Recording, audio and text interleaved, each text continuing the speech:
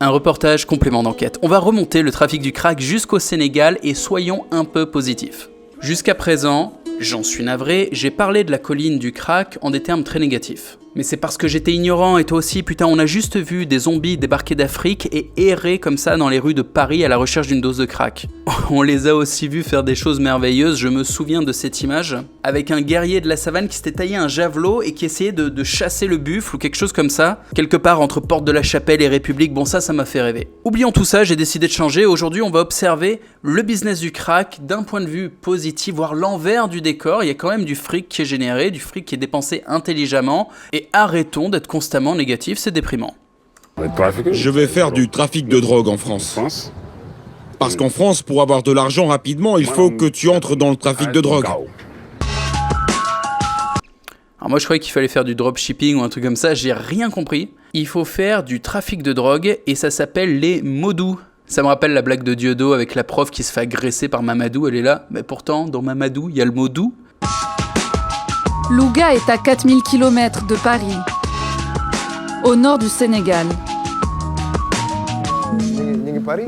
Ici, l'écrasante majorité des jeunes se débrouillent sans réel revenu. Alors les modous sont devenus des modèles de réussite. Combien de Sénégalais sont partis en France et sont revenus riches, ont construit leur maison en revenant ici. Une partie ici, les maisons construites ici, c'est de l'argent sale. Ah bah c'est joli hein, on dirait un château.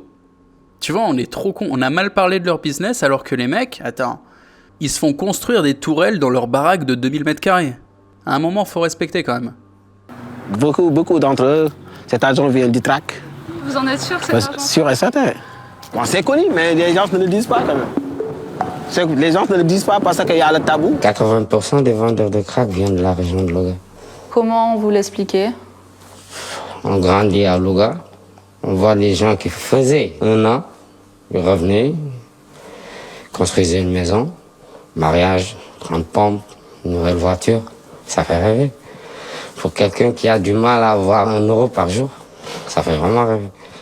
Ici au Sénégal, il y a la pression familiale. Les gens vendent de la drogue parce que ton autre frère est en train de réussir sa vie. En Europe, il vend de la drogue.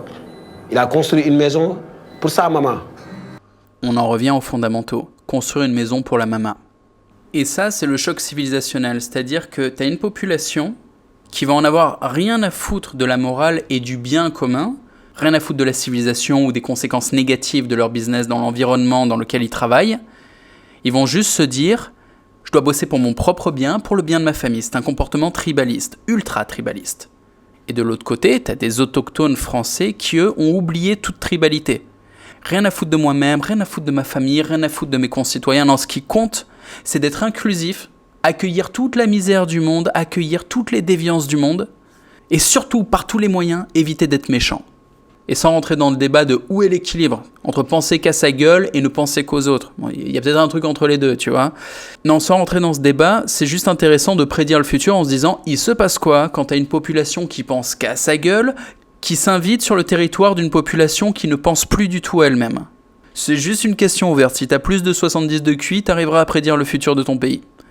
Il y a la pression sociale. La pression familiale, c'est ce qui a poussé Junior à sauter le pas.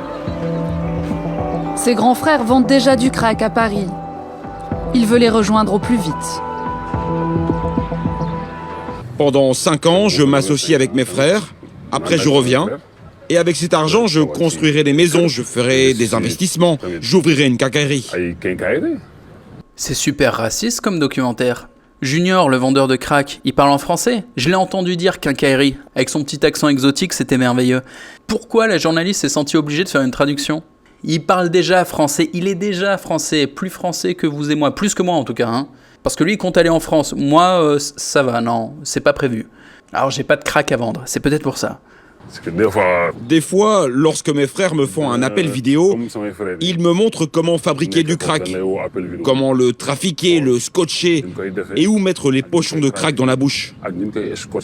Ok, on a eu les formations marketing, les formations pour avoir un peu plus de discipline, time management et tout. Là, il y a des formations pour vendre du crack. J'aurais pas deviné qu'il fallait scotcher les pochons et les planquer dans sa bouche. Faut avoir une grande bouche quand même. Et moralement, vendre du crack, ça ne vous pose pas de problème ? Non, aucun problème.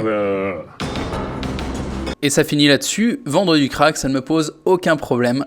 Bah ouais, c'est ce que je te disais, c'est le sens des priorités. Tu penses à qui? À toi-même? À ta famille?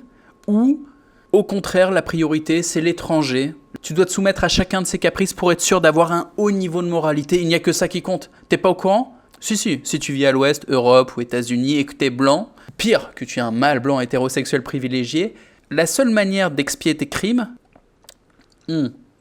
bah déjà, c'est de commencer par t'excuser. J'aimerais bien te montrer l'exemple, mais je suis occupé avec mon jus de mangue. Non, bref, on arrête de déconner. Casse-toi, barre-toi, vite. T'es encore en France? Tire-toi. T'as pas de fric? Bah, y a des solutions. La première, c'est de bosser, faut pas déconner, mais en plus, tu peux faire des revenus passifs. Moi, j'ai déposé 100 000 $ sur différents produits d'investissement et je fais 500 € par jour sans rien faire. Je t'explique ma méthode ici en 1 minute 36 secondes. Il y a une petite vidéo dans laquelle je te montre mes profits et le cul de mes consommations, de l'algo trading, des fonds privés. À chaque fois que tu cliques sur le bouton, tu as une page qui s'ouvre avec toutes les explications. Et ça, c'est ma répartition, c'est-à-dire comment j'ai réparti mes 100 000 € pour limiter les risques et quand même faire des profits. Parce que l'idée, c'est que si tu mets tout sur un truc risqué, genre ACWIN, et que ça crache, t'es dans la merde. Là, tu vois, sur ma répartition, j'ai mis 10% sur ACWIN.